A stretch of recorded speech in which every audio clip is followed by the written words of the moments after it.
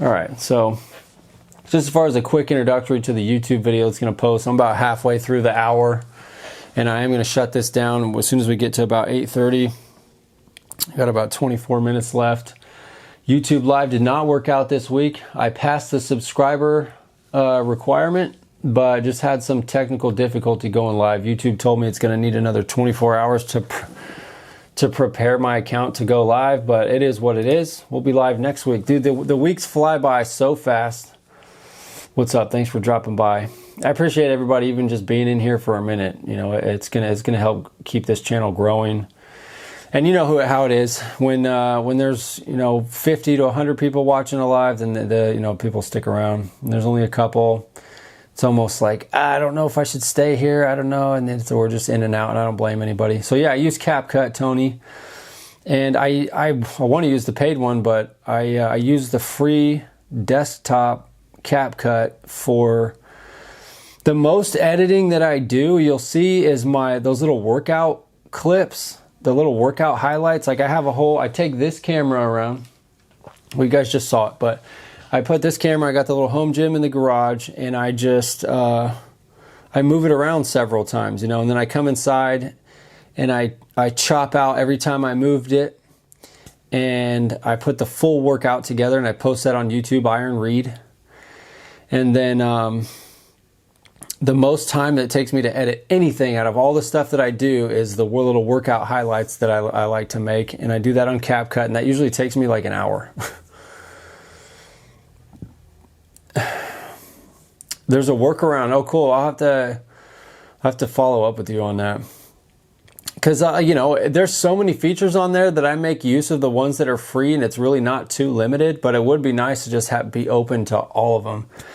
And, it's like $20 a month or something like that, probably. So, but as soon as you pay like for a couple things that are $20 a month, like before you know it, like you sign up for 2, 3, 4, 5 of those things, and it starts getting really expensive. I can't even afford the little ones right now. However, if anybody wants to know like about how I make money or how I plan on making money, I just do rideshare driving, dude. I just do Uber driving. And like a lot of dads, like I've had so many different jobs, and going through family court, this shit just gets wrecked one after another after another. Otherwise, I would have been just like a lot of guys in my area. I would have been in the oil fields out of high school.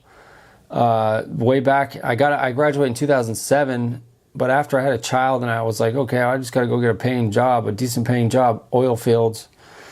I would have just ended up probably staying there. No, my personality, probably not, but I mean, like a lot of guys, you would be well established in one job from the get-go. It's no big deal. But going through family court, I ended up getting let go from that oil field job because I was at a staffing agency when I got hired there. I'm in California. I'm in Bakersfield, California, Tony. So oil fields and stuff out here. But like I've been studying social media and marketing, in a bunch of different avenues of that for several years. And it's kind of like with American Fathers right now. And I failed a lot of different Instagram pages, but finally all this different education and strategies, I put together a structure and I launched it, and it's working just fine. And so same thing, I have a channel called Way Prepared. And so that is where I will teach local business. I'm going to start local here, and then I'll start running ads I'll start targeting other cities, one city at a time. Teaching, local service businesses how to run an Instagram ad, do it themselves. They don't need a professional camera equipment. They just use a phone, get their face on there, because you see most people doing like landscaping, solar, construction, even haircuts. It's like, here's the before, here's the after, and there's never anybody talking on there. You'll notice the pages that do have following and are successful, they're talking on there a lot. And if there's a business that's successful and their Instagram's not really doing much and they're not running any ads, and they're going to be all that much more successful when they do start doing that stuff. So what's up? Thanks, Shane, for dropping by. So that's my plan for my own income. And with that, I'll be charging $10,000 for 3 months of working with a business to teach them how to do Instagram ads. So that's really, it's like high ticket, but most decent service businesses in town, they're making enough to where if they get a few extra customers, they'll make that back in a couple of months. And so with American Fathers, I want to be the biggest donor to helping fathers. I want to like lead the way in showing, hey, we helped this father do this. We helped this father get out of homelessness. We helped this father buy a new van. Like one of the interviews I just did today out of New York, which was JP that was in the group with us, Tony, if you're still in here. You know, he wrecked his van and he was sleeping in it. And are you talking about a professional driver's license? But for me, I'm not even looking for another job or anything right now. All I got to do is, this is my last page to launch, is this Way Prepared page. My buddy's 24 years old and he's running the same formula and he's making $250,000 a month. It's hard to watch too, because I've studied social media longer than him. And this is the difference though. When you learn something, you apply it and you keep it simple, bang, and that's what he did. So it's like, I may have overstudied and paralyzation from overanalyzation for years. And I watched this guy go from working at Trader Joe's to, he learned how to teach businesses to run simple Instagram ads. What do? You just set a budget and you set the location you want the ad in, and you can do other stuff. You can edit like interests of people who are following and stuff like that.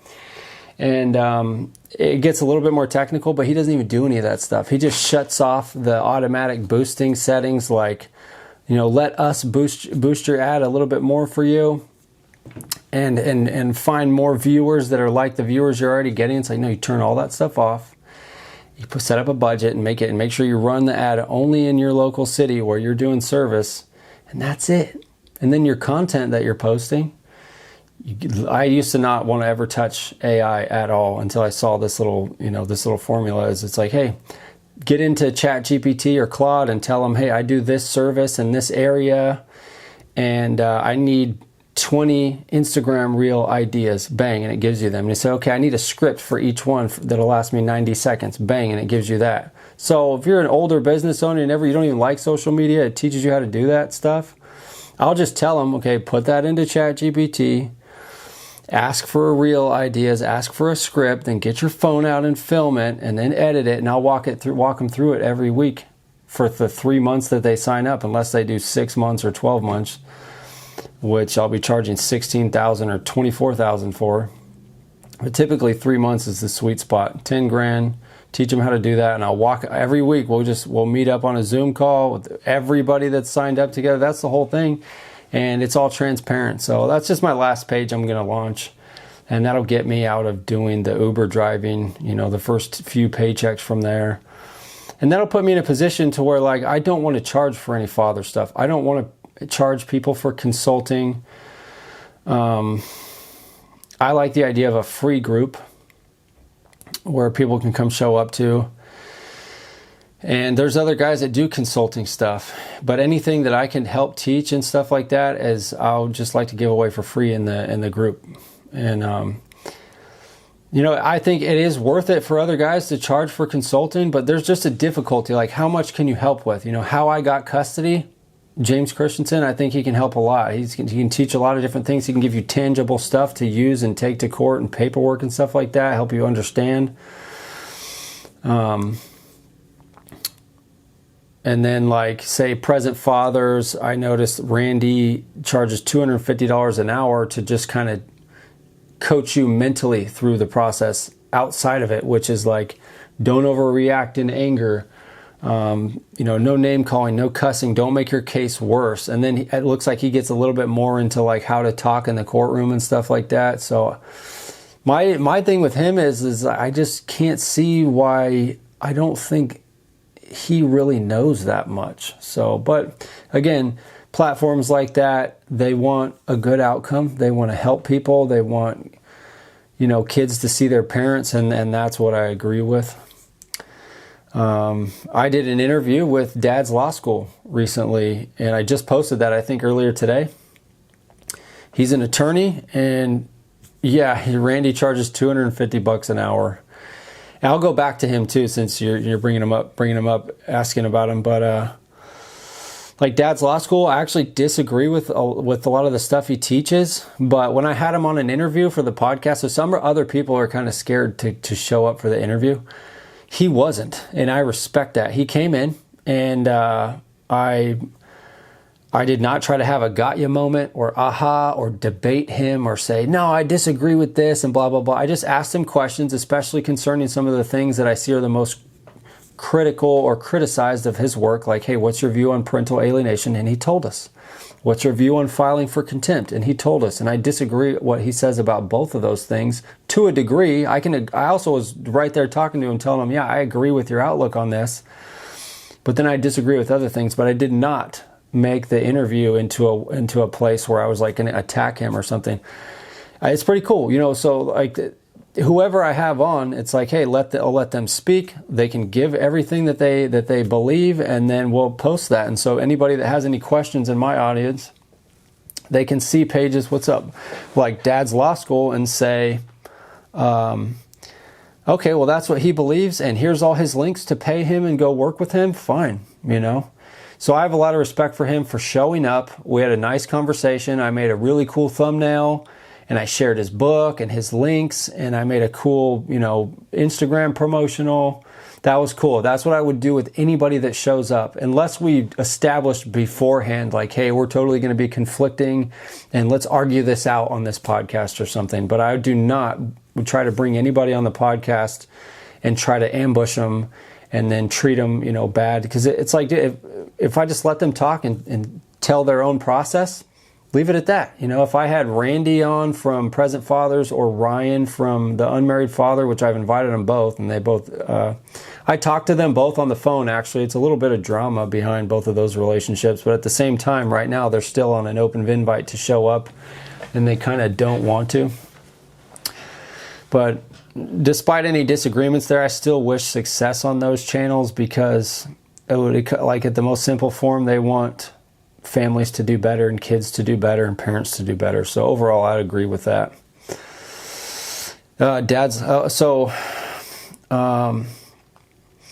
The drama there was when I'm about to hit 4,000 followers on Instagram. I had like less than 200 followers at the time. I immediately messaged Ryan at The Unmarried Father. First, I asked him, I was like, hey, how'd you get the blue check mark without having your actual name and picture like Instagram tries to tell you? You know, it's like you need to put your name and your personal picture there. So I asked him, I was like, how'd you get that? And then I also said, you want to do a podcast interview together? And then I got no answer for a while. And then some other guy answered it named Sean, who was like, what's up, Rob? Thanks for dropping by. Another guy answered The Unmarried Father's DMs and said, you know, I asked Ryan at The Unmarried Father, would you like to, you know, be on the podcast? And you mind telling me how you got the blue check mark to work? Well, they ignored the question about the blue check mark. And if they would have said, like, you know, you only have 200 followers, we don't really have time for that, like, I totally get that, you know. And I was just a brand new page. This was only a month ago, too. But instead, the guy's like, Ryan doesn't do podcasts, and maybe you could do a Calendly talk with me first, and I'll see if you're a good guy. And I already did not like that vocabulary he's using with me, like, I'll see if you're a good guy. I think that's just kind of a weird thing to say. Imagine if I had everybody on my page that wanted to be on my podcast, I had some other unknown behind the scenes person talking to them and say, I'm going to find out if you're good first. I get a vetting process, but that was already kind of weird to me. And then I was like, this is weird, but I was like, okay, let's schedule, you know, a call on Calendly with whoever this guy Sean is, because Ryan is apparently unreachable, you know. So we did. We scheduled it for like 3 days out, like on a Tuesday. And then what's crazy is the next day, Present Fathers and The Unmarried Father posted a podcast together. And I'm like, I was kind of pissed off. So I went back into the DM with The Unmarried Father, and I said, you know, expecting to talk to whoever this guy Sean is. And I said, I thought your guy doesn't do podcasts. I said, I'm going to go ahead and cancel my call with you, you know, on your Calendly app on Tuesday. I said, and I just told him this in the Instagram DM. I said, I'm going to cancel it. he acknowledged it, and he's like, oh, I'm sorry you feel slighted. I would have just talked to you first and then maybe let you into Ryan, talk to Ryan, as if it's some kind of gatekeeping or something. What's up? Thanks for dropping by. And I was like, yeah, I'm just going to cancel it. Like, you don't even know that your guy's doing podcasts or not doing podcasts. And then he's like, well, Randy's a friend of ours and we promote him sometimes. And I didn't know that they were doing a podcast together. And I'm thinking, like, what are you doing answering Ryan's DMs and telling me he's not doing podcasts and then telling me you didn't know he was doing a podcast? So I said, look, I'm going to cancel this call with you, whoever Sean is. He's like, all right, wish you well in all your endeavors. I said, cool. Bye, guys. So then Tuesday rolls around and Sean's texting me at the time of the call. And he's like, hey, I'm still going to be in this Zoom call because you didn't cancel on the Calendly app. And I just didn't even answer it. And then like 15 minutes after 6 o'clock or whatever it was, he sends me another text message on my phone. He's like, hey, you really missed an opportunity and you apparently don't have any integrity as a father or trying to support any fathers by not showing up to this meeting. What's up, Matt? And that really pissed me off because that was like super offensive to say something like that, whoever this guy Sean is, right? And I'm like, my integrity for not showing up. He's like, you didn't cancel through the Calendly app.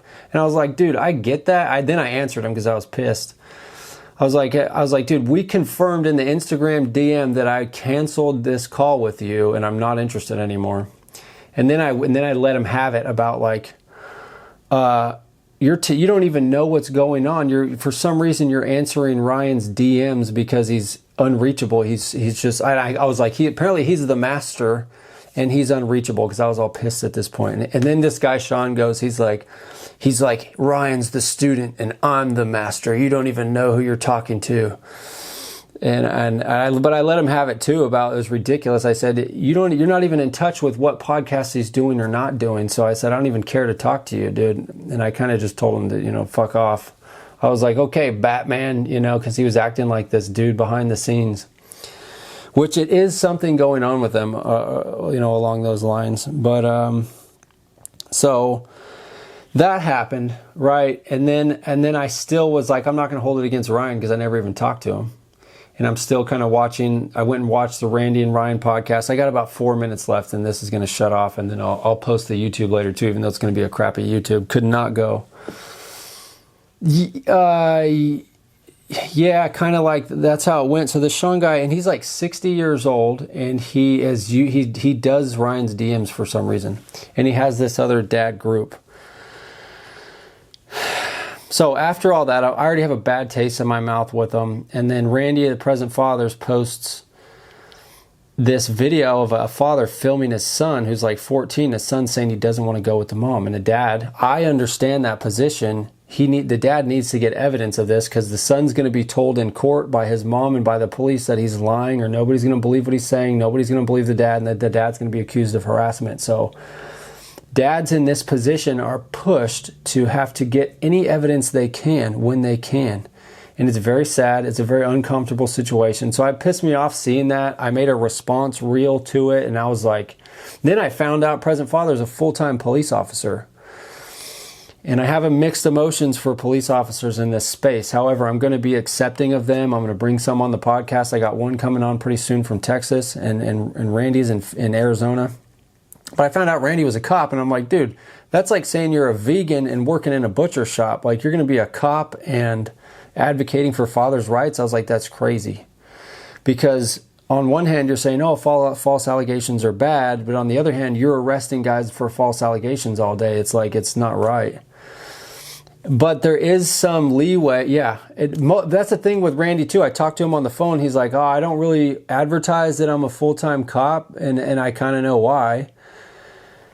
Dude, it's like probably 90% of his following doesn't even know that. The cop I talked to the other day did not know he was a cop. He's a full-time current cop. Now, it doesn't mean like, you're dirty, you're out of the circle. But at the same time, it is very conflicting to me. I'll say, it's like cops are fathers. They want to have families. They face false allegations all the time. However, dude, cops are let out of false allegations. Or if they get charged with domestic violence, you know what they do? They let cops plea to a lesser charge that is not domestic violence, so they get to keep their gun rights and keep their job. So police are literally the only male demographic that are given direct leniency for domestic violence. That's insane to me. However, like, I want to have open conversations with police officers. A lot of them struggle. And then when they sign up as a cop, when they're younger, they don't know that they're going to be getting into this family court stuff until years start going by. And they're like, oh my God. Then they're stuck in it. It is a hard decision mentally, internally, to say, okay, am I going to give up this good income and this career that I started to go start over because of this family court stuff? Usually the answer is no. I don't like it, but I also understand that decision from them. And I'm going to be very open about this when I talk about police on this platform a lot. And I'll have a lot of police officers on, whoever wants to come in. Because I'm going to tell them, like, I'm the guy that hates police officers. I hate all the interactions I had with them. Randy himself says it all the time. Family court and child support services are basically human trafficking, but he's forgetting that third wheel. Police are also part of that. They are very much a part of that unit that helps move children around for money through the family court system, okay? So, but it's conflicting there. So I'm willing to have open conversations with cops and listen to their stories and say and agree, you should see your kids too. But I've said things, I'm like, no cop deserves to see any of their kids. Like, if the rest of us fathers and American fathers out here have to deal with that, then they shouldn't. But what's up, Orlando? Orlando and me are doing a podcast tomorrow morning my time and at noon and Central Standard Time. So there will be, and I've only got maybe a minute or two left before I get shut out of Instagram here. Could not go live on YouTube tonight, unfortunately, but I did a little bit of recording over here. It's going to be a crappy video, but I'll probably be on my last, I got 30 seconds. So, but yeah, I do want to get on the conversation of what police officers face in family court and reacting to custody call outs and stuff like that. Cause it's really shitty. Like, they really don't have much of an option. But we'll have conversations with a lot of them too, because they actually go through it too, and then they start learning, and then they want to retire, So there's be a lot of interesting stuff there. But yeah, I didn't even know Present Fathers was a cop until after following him for a bit.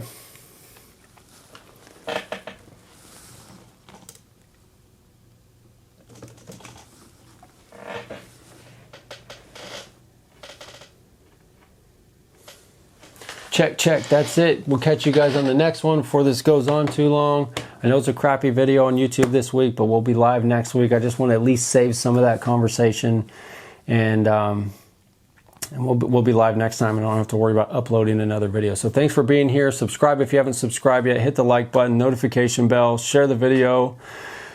Leave a comment. It helps boost the engagement. It helps grow the channel. So hit some of the links if you want to get in touch with me. Online fitness coaching. Show up to the free fathers groups on Saturdays, live Wednesday every week at 7:30 p.m. Pacific time. And let me know if you want to be a guest on the podcast. You can come tell your story. You can come promote what you do as a father, even if it's your own personal business. We want to support each other. A lot of fathers are homeless. So if you're homeless, you need help. I'm trying to figure out how to get so many people together that we can help you eat. We can help you maybe get a new car, even if it's a clunker or something, help you get a place to live. Help you get legal representation. But the more I look at it, it looks much better to go pro se, represent yourself. And then there is people that, there's different resources on my channel. You can vet them however you want. Some of them I agree with, some of them I don't. I think my favorite really is James Christensen. How I Got Custody is a really good way to prepare to go fight in court rather than some of the other options. However, if you could do both, I'm going to go sign up with Dad's Law School just to see what is taught in there. Watch the videos, read the books, and then get a better understanding before I completely judge the guy so much, Because generally I disagree with some of his stuff on parental alienation or contempt, but I don't know all the way. So anyways, thanks for being here, and we'll see you guys on the next one.